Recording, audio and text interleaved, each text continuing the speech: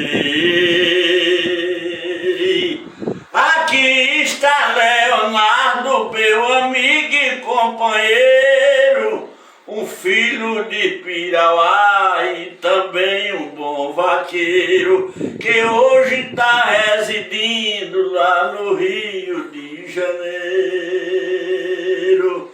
Hoje chegou no ferreiro com alegria e amor, veio visitar a morada de Galega Boiador. Leva foto por lembrança para o lugar que ele for.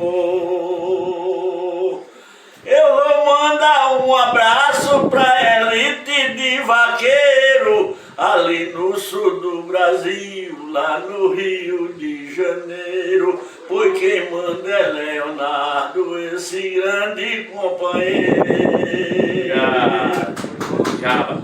Jaba, outro companheiro que tá aqui a meu lado. Vai um abraço pros dois, são dois cabra quente de gado. Um abraço de galego que é poeta testado.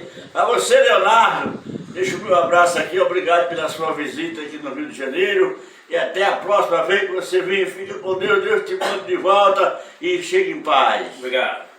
Quem é? Quem é? Hein? Não, tem não. Tem agora não.